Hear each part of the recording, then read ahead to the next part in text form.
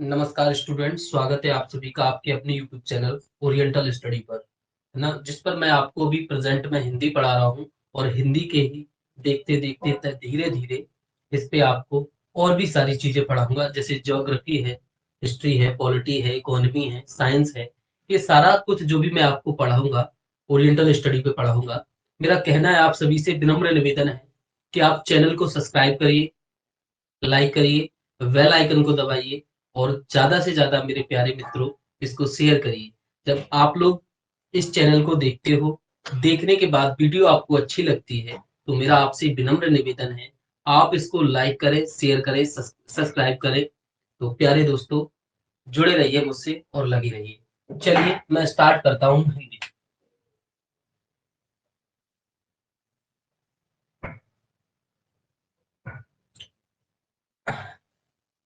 जैसे मैं आपको बता दूं, मैं हिंदी की 2 क्लास पहले ले चुका हूँ। आज ये हिंदी की आपकी तीसरी क्लास होगी। कल लाइट का इशू हो जाने के कारण हिंदी की क्लास आपकी नहीं हो पा रही थी। मैं आपको बता दूं कि आज जो है हिंदी की क्लास वहीं पे जहां मैंने कल छोड़ी थी वहीं से स्टार्ट हम कराएंगे और कंटिन्यू हिंदी की क्लास रहेगी। तो सबसे पहली बात ये कि मैं कल संस्कृत भाषा के रूप पढ़ रहा था। क्या पढ़ा रहे थे हम? संस्कृत भाषा के रूप। चलिए हेडिंग बनाओ, संस्कृत भाषा की रूप। मैंने आपको बताया था कि संस्कृत भाषा के 2 रूप होते हैं। मैंने क्या बताया था?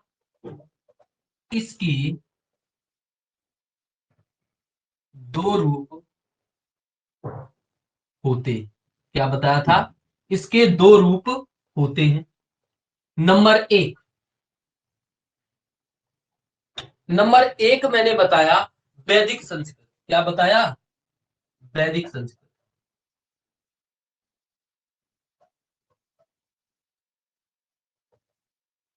और नंबर 2 मैंने आपको बताया था लौकिक संस्कृत।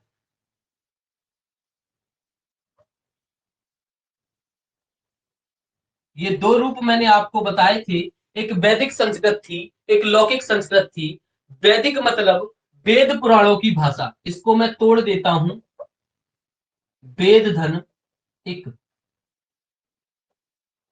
लोक धन एक, लौकिक। हो गया कि नहीं? तो सीधी सी बात यह है कि जो वेद पुराणों की भाषा थी, वैदिक संस्कृत को, इसको वेद कौमा पुराणों कौमा उपनिषदों में,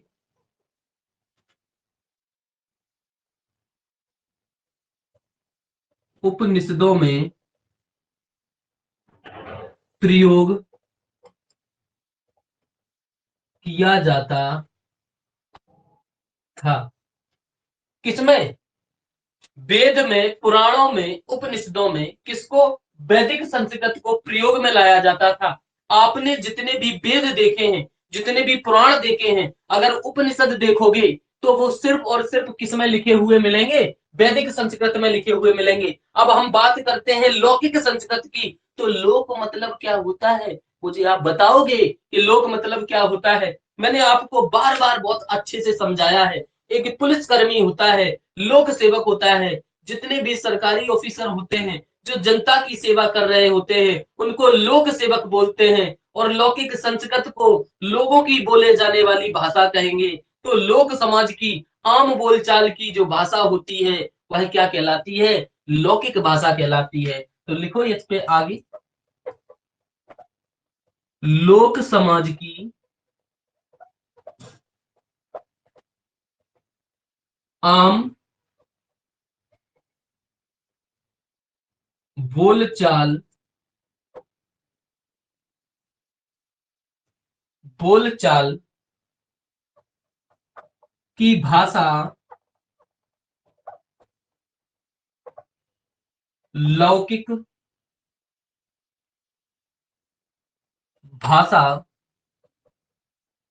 कहलाती थी। उस समय पे, उस समय पे जो लोग थे, समझ में आया? उस समय पे जो लोग थे वो क्या भाषा बोलते थे, क्या भाषा प्रयोग करते थे। वर्तमान काल की बात कर रहे हैं हम। भाई आर्यों की भाषा भी कैसी थी? वेद पुराणों की भाषा थी। आर्य लोग जो थे, जो प्राचीन काल में आर्य भारत में आए थे, उनकी भाषा संस्कृत थी। कौन सी संस्कृत थी? वैदिक संस्कृत थी। तो उस समय पे जो आम लोग बोलते थे वो क्या था? वो लौकिक संस्कृत थी। आम लोगों के बोलचाल की भाषा थी। समझ में आया? जैसे इसी में क्या लिखा गया है? रामायण लिखी गई है, इसी में महाभारत लिखा गया है। महाभारत को जय संहिता और बोलते हैं। क्या बोलते हैं? जय संहिता बोलते हैं। अब देखिए, वैदिक भाषा पूर्ण रूप से उच्चारण पर आधारित थी। किस पर? उच्चारण पर आधारित थी। हम इस वैदिक भाषा की बात करते हैं तो पॉइंट नंबर 1 है, वैदिक भाषा पूर्ण रूप से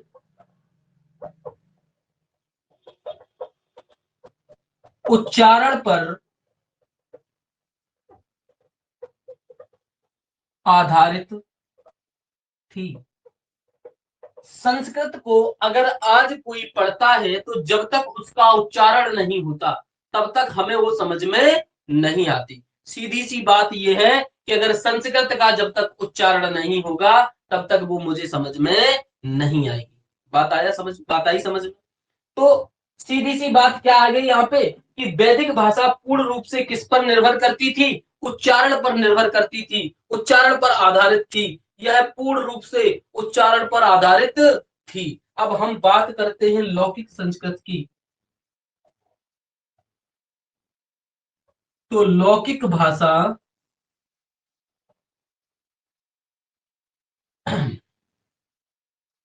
उच्चारण पर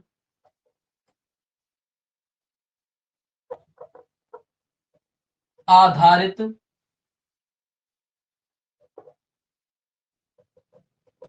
नहीं थी। लौकिक भाषा उच्चारण पर आधारित नहीं थी। भाषा सदैव परिवर्तनशील होती है। कैसी होती है? परिवर्तनशील होती है। भाषा में 100% क्या होना होता है? 100% परिवर्तन होना होता है। तो हम यहां लिखते हैं अगली लाइन, भाषा सदैव परिवर्तनशील होती है। इसमें 100% परिवर्तन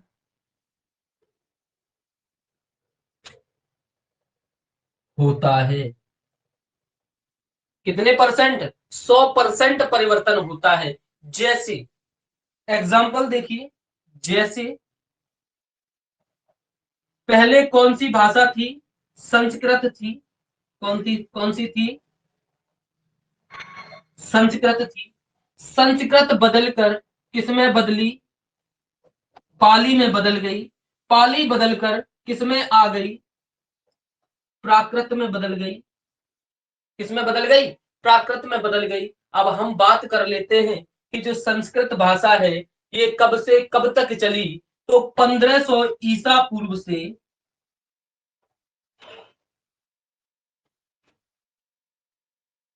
500 ईसा पूर्व तक, 500 ईसा पूर्व तक क्या चली? संस्कृत भाषा चली। और 1500 ईसा पूर्व से 500 ईसा पूर्व तक क्या आते, यहाँ पर आर्यों का आगमन भारत में हुआ था। और आर्य जब भारत में आए थे तो इनकी कैसी भाषा थी? इनकी संस्कृत भाषा थी। जब यह प्रक्रिया सैकड़ों साल तक चलती रही तो आगे चल के भाषा परिवर्तन हुई और भाषा कौन सी बन गई? पाली भाषा बन गई। तो ये कब से कब तक चली? यह पाली भाषा चलेगी 500 ईसा पूर्व से 1 ईसवी तक। कब तक चलेगी? 1 ईसवी तक। अब ध्यान रहे, गौतम बुद्ध, ये ईसवी की बात जैसे ही हमने करी तो हमें याद आ जाना चाहिए किस इतिहास में गौतम बुद्ध की बात हम करने लगे हैं। इस समय तक गौतम बुद्ध चले हैं। बौद्ध धर्म चला है, गौतम बुद्ध आए, गौतम बुद्ध ने बौद्ध धर्म की स्थापना करी। इसमें त्रिपिटक आए, त्रिपिटक मतलब सूत्र पिटक आए, विनय पिटक, अभिधम्म पिटक, ये तीनों पिटक आए। समझ में आया? तो यानी कि यह पाली भाषा किसके समय में? बौद्ध धर्म के शासन काल में चली। गौतम बुद्ध के जितने भी उपदेश हैं वो किसमें दिए गए हैं? पाली भाषा में दिए गए हैं। किसमें दिए गए हैं? पाली भाषा में। और हम बात करते हैं अगर प्राकृतिक भाषा की, प्राकृत भाषा की, तो ध्यान रखिए प्राकृत भाषा 1 ईस्वी से 500 ईस्वी तक चली। कब तक चली? 1 ईस्वी से 500 ईस्वी तक चली। क्या चली? प्राकृत भाषा 1 ईस्वी से 500 ईस्वी तक चली। यह कौन सा समय था? यह जैन धर्म का समय था। कौन सा समय था? जैन धर्म का समय था। श्वेतांबर दिगंबर का समय था। जब जैन धर्म 2 भागों में बटा था, श्वेतांबर दिगंबर में, तो उसका समय था ये।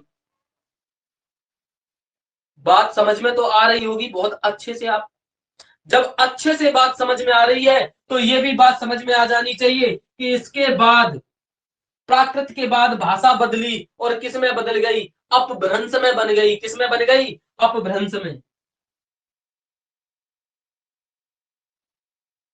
और अपभ्रंश का समय क्या है? 500 ईस्वी से 1000 ईस्वी तक अपभ्रंश का समय चलता है। 500 ईस्वी से 1000 ईस्वी तक अपभ्रंश का समय चलता है ना? और जैसे ही जैन धर्म बौद्ध धर्म खत्म हो जाते हैं तो क्या आ जाता है? कुछ समझ में आ गया होगा क्या आ जाता है?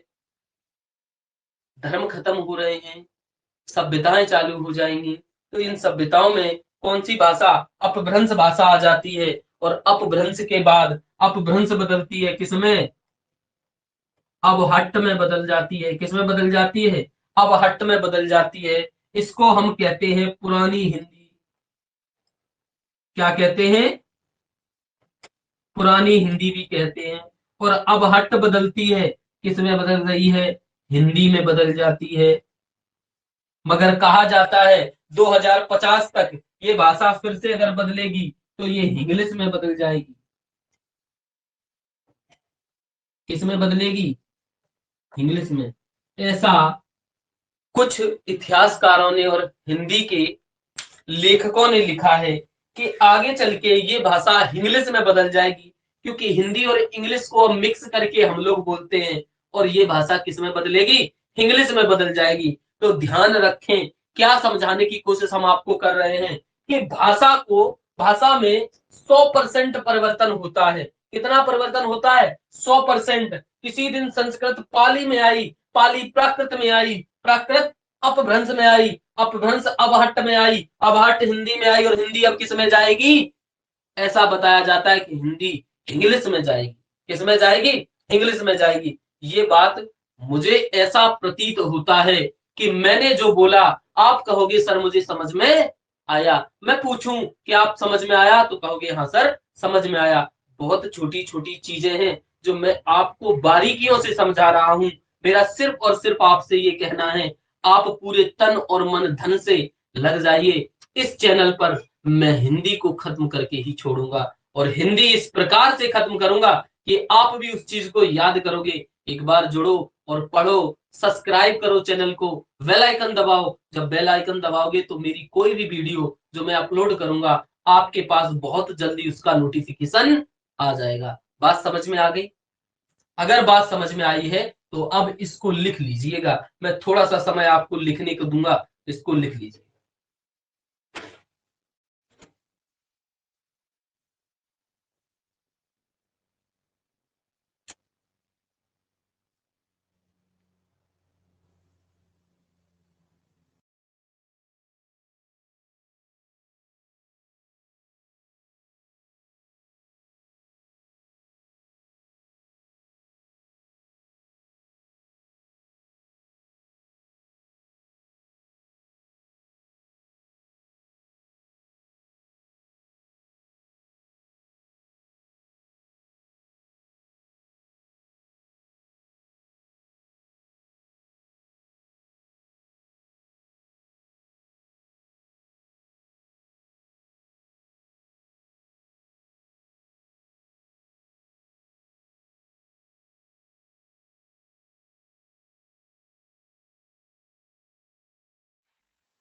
सर वीडियो रिकॉर्डिंग फॉर्म में है।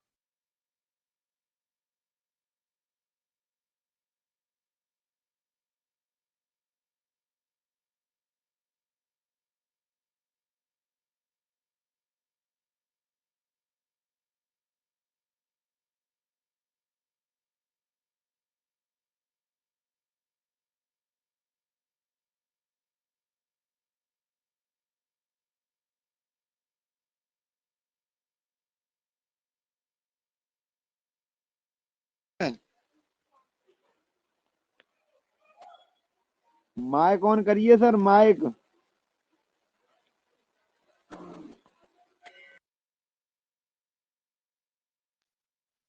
अब दोबारा से समझाइए तुम्हें। सॉरी, आवाज आ गई। चलिए अब मेरी बात सुनिएगा।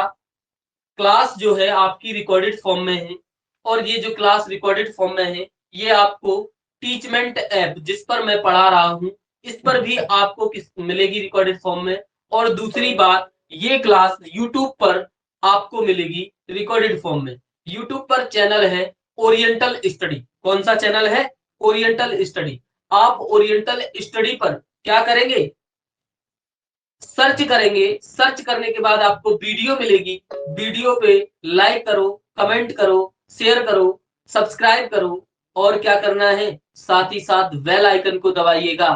बेल आइकन को जब आप दबाओगे तो मैं जो भी वीडियो आपको यहाँ पर प्रोवाइड कराऊंगा, डालूंगा, वो वीडियो आपके पास जल्दी से जल्दी पहुंच जाएगी। ये बात समझ में आई? अब देखिए, मैंने आपको बताया, मैंने क्या बताया आपको, कि इस प्रकार से भाषा का परिवर्तन हो जाता है और ऐसे करके भाषा परिवर्तित हो जाती है। अब आप हेडिंग बनाइए, संविधान में हिंदी भाषा का स्थान। क्या हेडिंग बनानी है? संविधान में हिंदी भाषा का स्थान।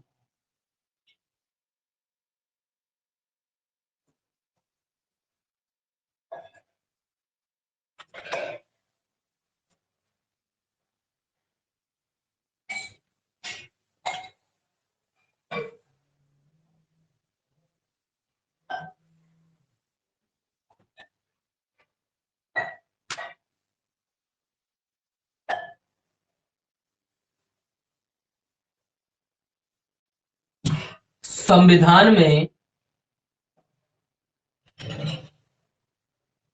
हिंदी भाषा का स्थान। संविधान में हिंदी भाषा का स्थान, ये हेडिंग है। अब आपको ये पता होना चाहिए कि संविधान में हिंदी भाषा को कब संवैधानिक दर्जा दिया गया। तो 14 सितंबर 1949 को संविधान में हिंदी भाषा को संवैधानिक दर्जा दिया गया। अनुच्छेद 343 फर्स्ट के तहत हिंदी भाषा देवनागरी लिपि के साथ संवैधानिक दर्जा दिया गया था। हिंदी भाषा को क्या दिया गया था? संवैधानिक दर्जा। तो लिखिएगा इसमें,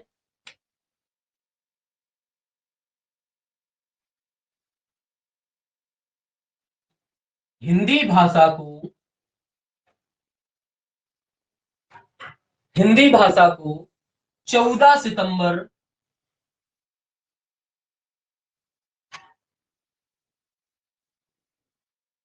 1949 को अनुच्छेद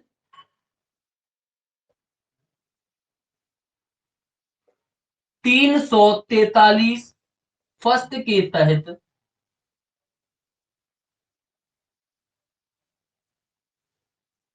उन्नीस सौ उनचास को अनुच्छेद 343 फर्स्ट के तहत संविधान में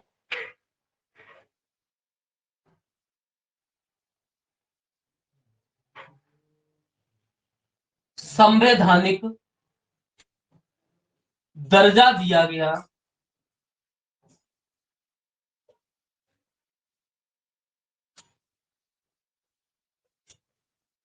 और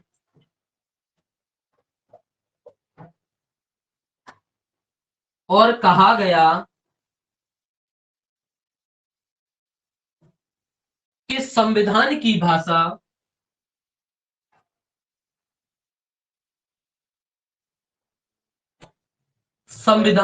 भाषा हिंदी होगी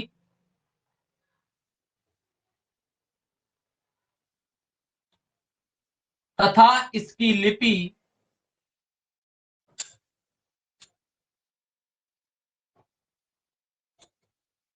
देवनागरी होगी तथा इसकी लिपि देवनागरी होगी। बात समझ में आई? संविधान में आपसे क्वेश्चन पूछा जाता है, बताइए हिंदी दिवस कब मनाया जाता है, तो ये एक और लाइन लिख लो, इसी दिन 14 सितंबर को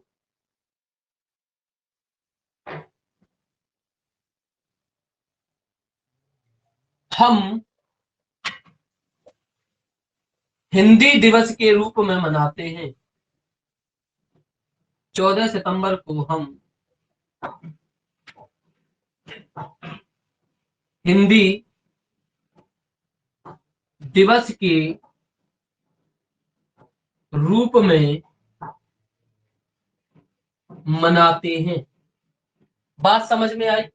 हिंदी भाषा को संवैधानिक दर्जा कब दिया गया? 14 सितंबर 1949 को। कब दिया गया? 14 सितंबर 1949 को। पूछ लिया जाए किस अनुच्छेद के तहत ये जोड़ी गई? अनुच्छेद 343 प्रथम के तहत जोड़ी गई। अनुच्छेद 343 प्रथम के तहत जोड़ी गई। कब जोड़ी गई? अनुच्छेद 343 प्रथम के तहत जोड़ी गई। आपसे पूछा जाए, बताइए हिंदी भाषा की लिपि कौन सी संविधान में है? लिपि देवनागरी है। कौन सी है? लिपि देवनागरी है। और दिवस कब मनाते हैं हिंदी दिवस? 14 सितंबर को हिंदी दिवस मनाया जाता है। अब देखिए अगला है 8वीं अनुसूची में ये कहा गया है हिंदी राजभाषा रहेगी। क्या रहेगी? हिंदी राजभाषा रहेगी या हिंदी राजभाषा है। अगली लाइन लिखिए, संविधान की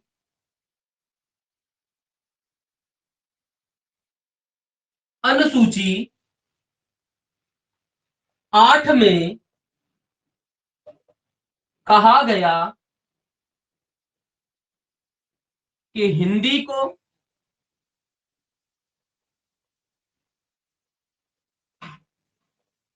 राजभाषा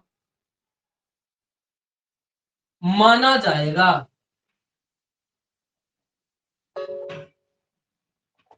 क्या माना जाएगा? हिंदी को राजभाषा माना जाएगा। शुरुआत में 14 सितंबर 1949 में 14 भाषाएं और वर्तमान में 22 भाषाएं संविधान में जोड़ी गई। हमने संविधान जहां पढ़ाया है ये सारी बातें मैंने आपको बताई है। जब संविधान में क्या हुआ? शुरुआत में 14 सितंबर में हिंदी के साथ साथ और कितनी 13 भाषाएं यानी हिंदी समेत 14 भाषाओं को जोड़ा गया। कितनी भाषाओं को जोड़ा गया? हिंदी समेत 14 भाषाओं को जोड़ा गया, जो वर्तमान में बढ़कर कितनी हो गई हैं? 22 हो गई हैं। कितनी हो गई हैं? 22 हो गई हैं। लिखो इस लाइन को, 14 सितंबर 1949 को संविधान में हिंदी के साथ या संविधान में 14 भाषाएं जोड़ी गई, जो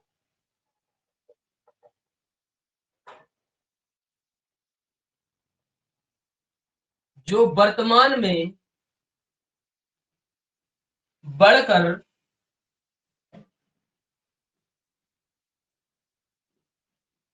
22 भाषाएं हो गई हैं। तो आपसे पूछा जाए, बताइए 14 सितंबर 1949 को हिंदी के साथ साथ कितनी भाषाएं जोड़ी गई थी? 13 भाषाएं जोड़ी गई थी। या ये पूछ लिया जाए कि कितनी भाषाएं संविधान में जोड़ी गई थी। 14 भाषाएं संविधान में जोड़ी गई थी। कब? 14 सितंबर 1949 को। मगर वो प्रेजेंट में, वर्तमान में कितनी है? वर्तमान में वह 22 भाषाएं हैं। कितनी भाषाएं हैं? 22 भाषाएं हैं। ये बात समझ में आ गई होगी। अब हम बात करते हैं कि संविधान में कितने अनुच्छेद से कितने अनुच्छेद तक हिंदी भाषा का वर्णन किया गया है। तो लिखिएगा, संविधान में 343, ऐसे नहीं, संविधान में अनुच्छेद 343 से अनुच्छेद 351 तक हिंदी भाषा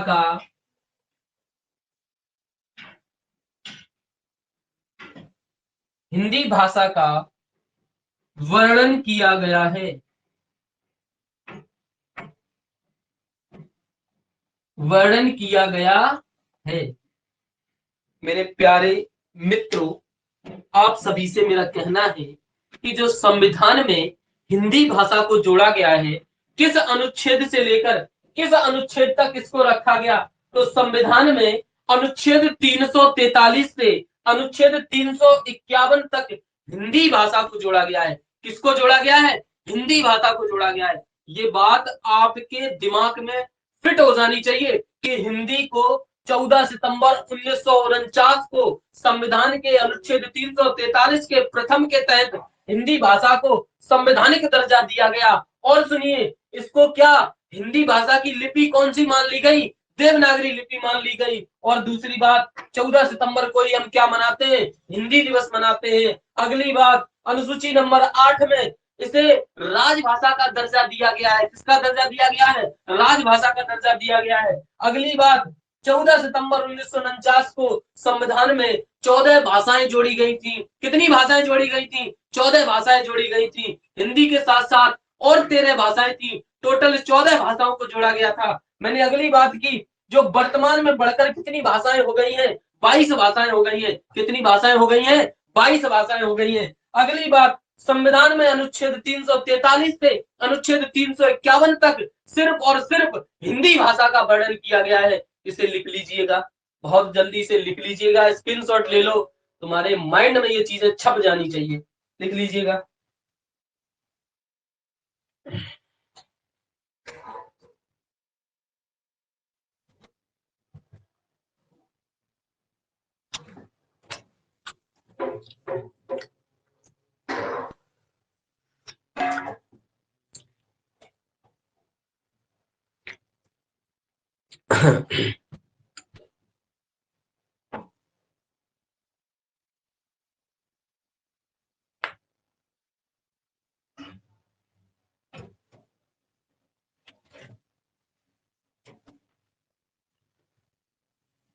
स्क्रीनशॉट ले लिया।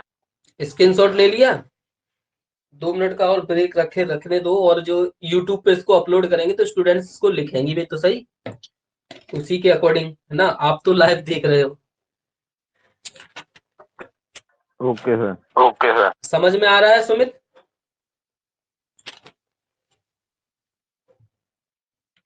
सुमित, अपना माइक ऑन करो और मुझे ये बताओ कि तुम्हें समझ में आ रहा है? आ रहा है सर। आ रहा है बहुत अच्छे से। Yes sir.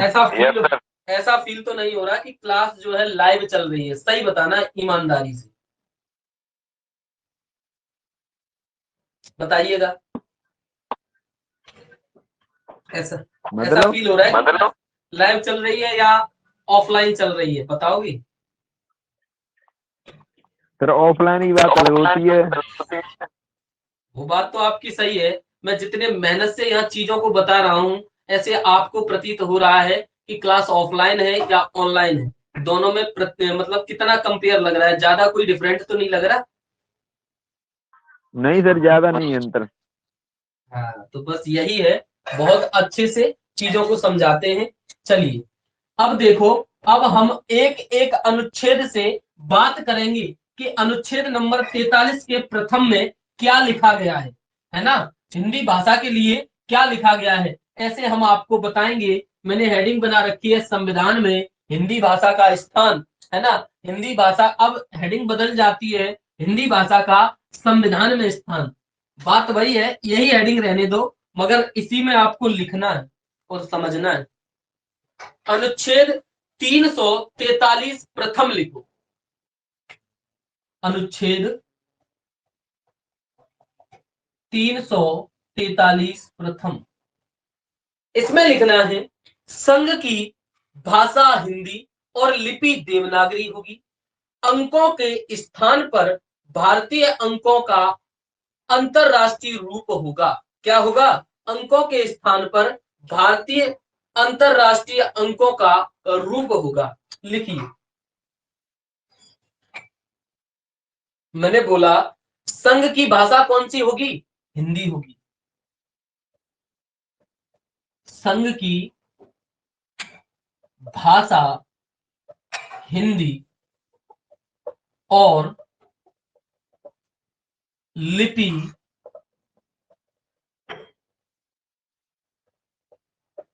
देवनागरी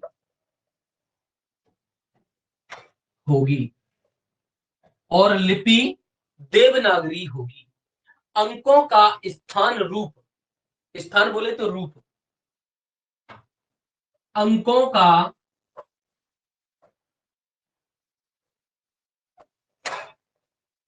स्थान बोले तो रूप, अंकों का रूप, भारतीय अंकों, एक मिनट रुकना, अंकों का रूप, भारतीय अंकों का अंतरराष्ट्रीय, समझिएगा, अंकों का रूप भारतीय अंक का अंतरराष्ट्रीय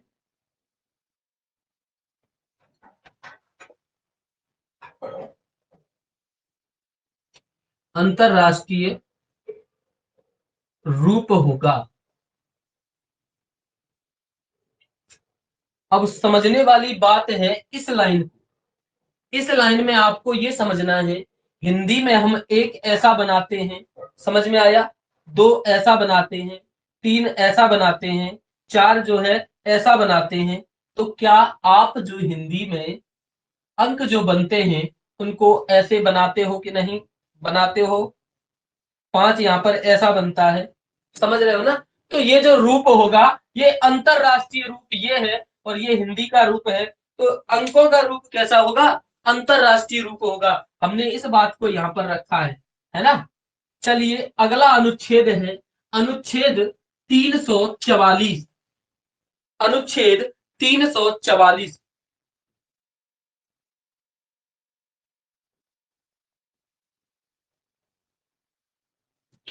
देखिए अनुच्छेद 344 में है राजभाषा के संबंध में आयोग 5 वर्ष के उपरांत, आयोग 5 वर्ष के उपरांत और संसद की सम्मति 10 वर्ष के उपरांत आयोग का गठन कर सकती है।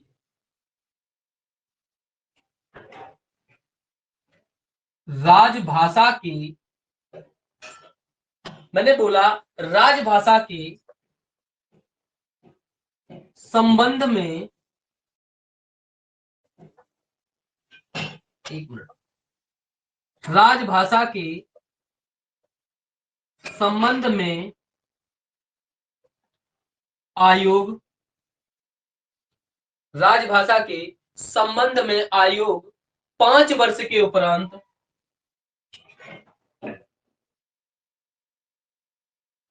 5 वर्ष के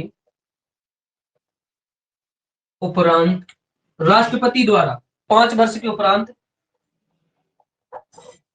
राष्ट्रपति द्वारा, कोष्टक में कर दो इसे, 1 मिनट इंक डाल दें, है ना।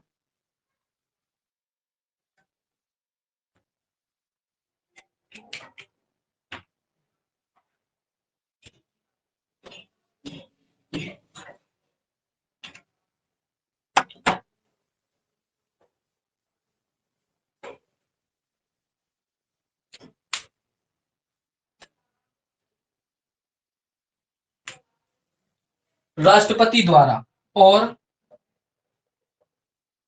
मैंने बोला राष्ट्रपति द्वारा और संसद की सम्मति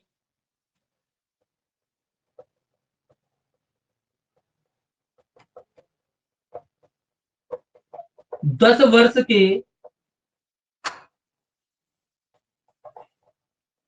उपरांत 10 वर्ष के उपरांत आयोग का गठन कर सकती है।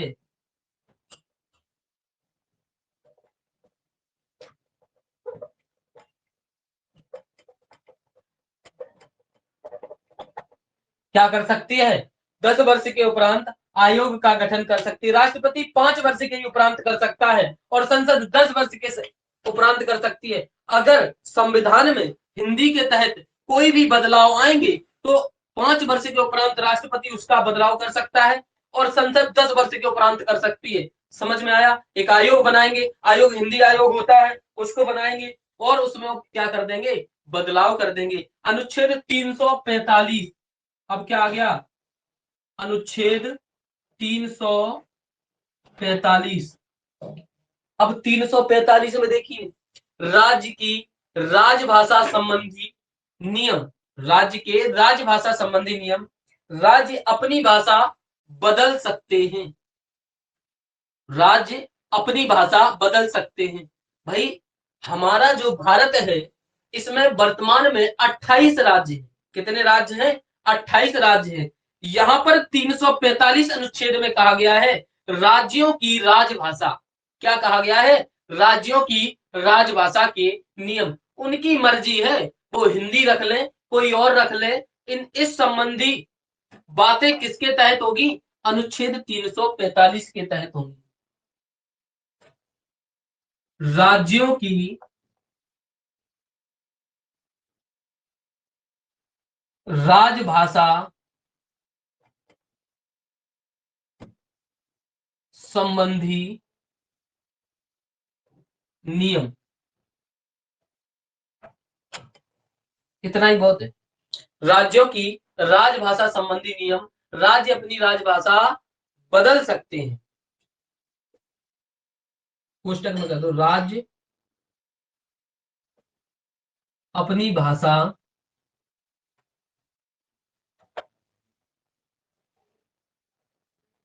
बदल सकते हैं। आगे चलिए, अनुच्छेद 346। और जैसे ही अनुच्छेद 346 की बात करते हैं तो एक राज्य और दूसरे राज्य के बीच अथवा किसी राज्य और संघ के बीच अगर पत्र आदि का पत्राचार होता है तो वह राजभाषा का निर्देश यानी कि हिंदी से ही होगा। किससे होगा? हिंदी से ही किया जाएगा। चलिए, अनुच्छेद 346 के तहत एक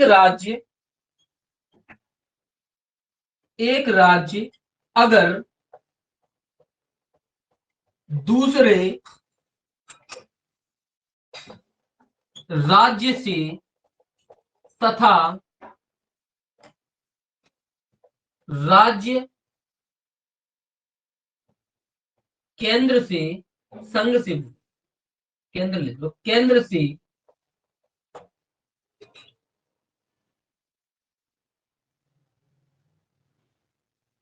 से पत्र का पत्राचार करता है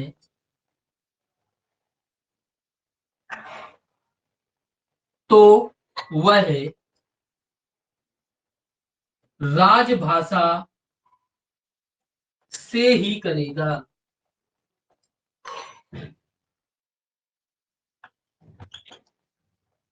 हिंदी से ही। किससे करेगा?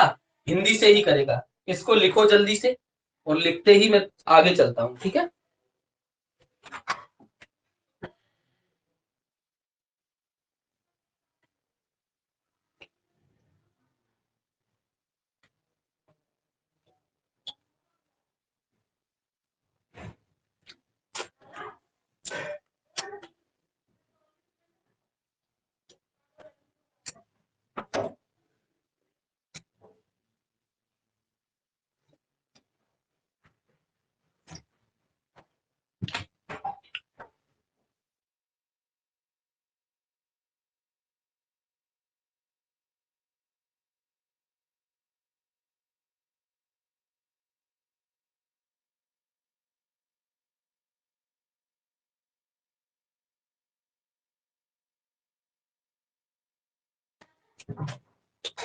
लिख लिया?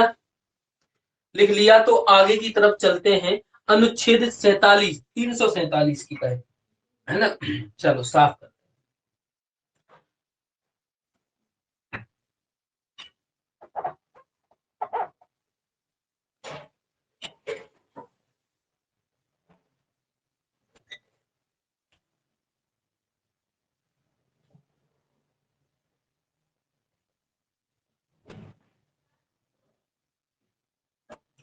और अनुच्छेद 347 में कहा गया है, किसी राज्य की जनसंख्या के अनुभाग द्वारा बोले जाने वाली भाषा के संबंध में विशेष उपबंध। अनुच्छेद 347, किसी राज्य की जनसंख्या के उपबंध में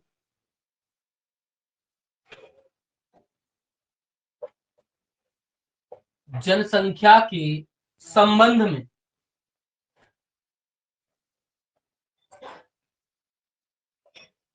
बोले जाने वाली भाषा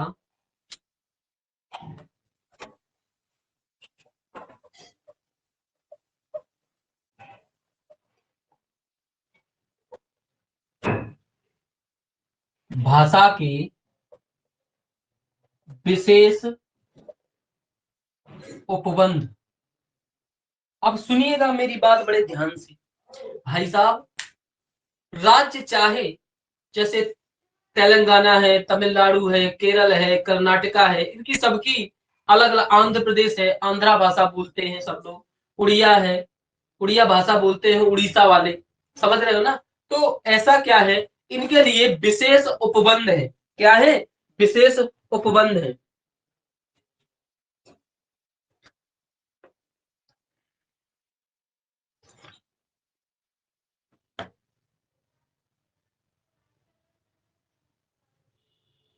चलिए, अब इसके बाद हम पहुंचते हैं अनुच्छेद नंबर 348 पर। किस पर पहुंचते हैं? 348 पर। सुप्रीम कोर्ट तथा हाई कोर्ट और संसद व राज्य, लिखते चलो साथ साथ में। सुप्रीम कोर्ट तथा हाई कोर्ट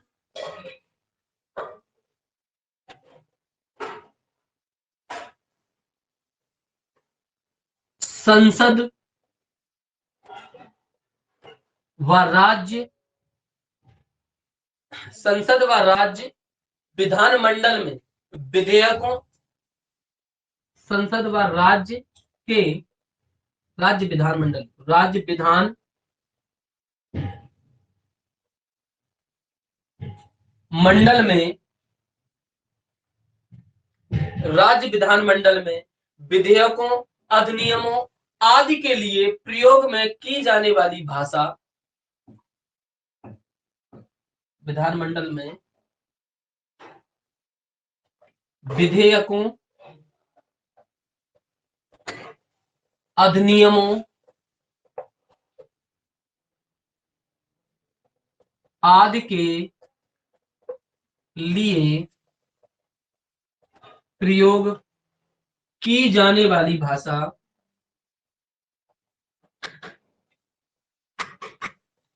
की जाने वाली भाषा क्या होगी? बताओगे? ये आगे की बात अगर बताओ, सुमित बताओ, तुम बताओ,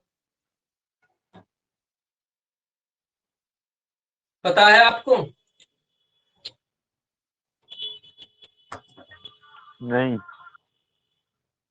नहीं पता है।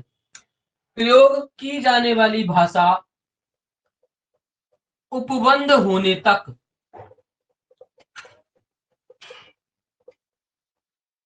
अंग्रेजी रहेगी।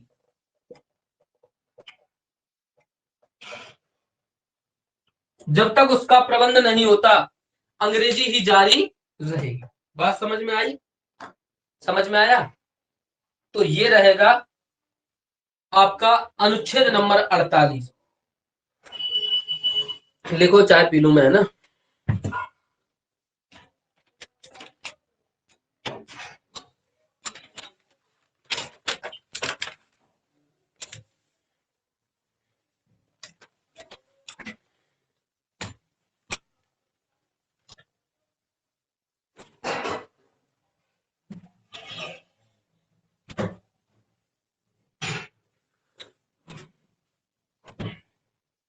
चलिए, अनुच्छेद 349,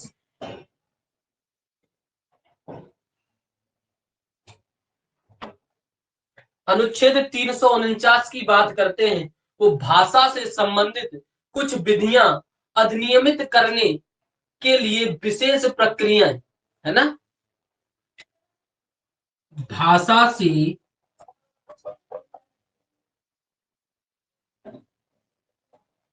संबंधित, भाषा से संबंधित कुछ विधियां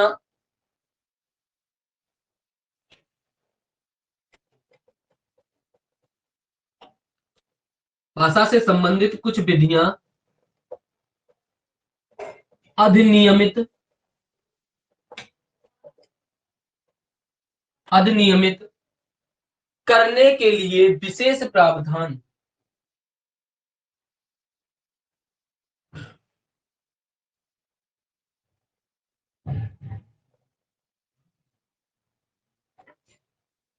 क्या है भाई, भाषा से संबंधित जितनी भी विधियां हैं, इनका विशेष प्रावधान किया गया है अनुच्छेद 49 के तहत, 349 के तहत। अब हम बात करते हैं अनुच्छेद 351, सॉरी 50, इसकी बात करते हैं। अनुच्छेद 350, व्यथा के निवारण के लिए अभ्यावेदन में प्रयोग की जाने वाली भाषा, व्यथा के निवारण के लिए,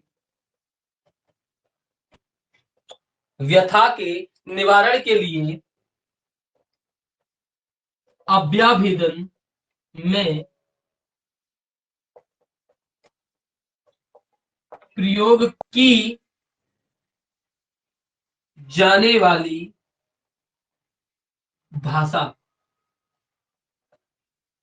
हिंदी ही होगी। क्या होगी?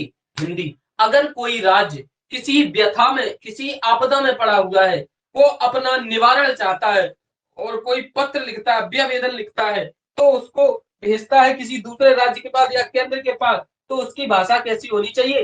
हिंदी ही होनी चाहिए। अगला अनुच्छेद नंबर लास्ट 51, 351, हिंदी के विकास के लिए दिशा निर्देश, हिंदी के विकास के लिए दिशा निर्देश किसमें दिए गए हैं? हिंदी के विकास, हिंदी का विकास किस प्रकार करना है और क्यों करना चाहिए, कैसे करना है, वो किसमें दिया गया है? अनुच्छेद नंबर 351 में। किसमें दिया गया है?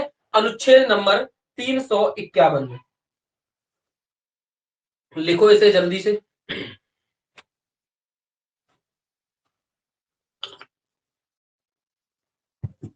सुमित, ये बताओ, ये दूसरा सुमित था वो किधर चला गया है? पता नहीं सर। तुम कौन से वाले सुमित हो, ये बताओ।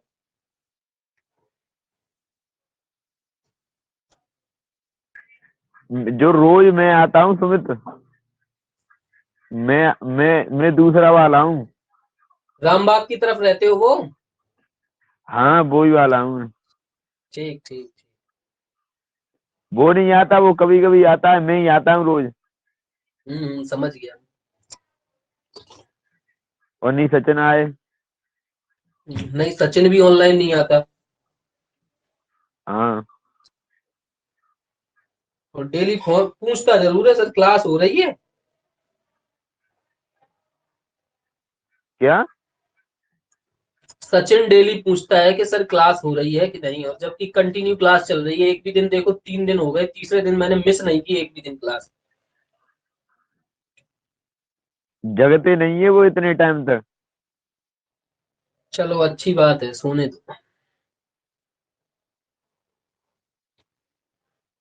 चलो ठीक है, आज की क्लास यहीं ब्रेक करते हैं, अब कल देखते हैं ना। Okay sir, okay. ओके।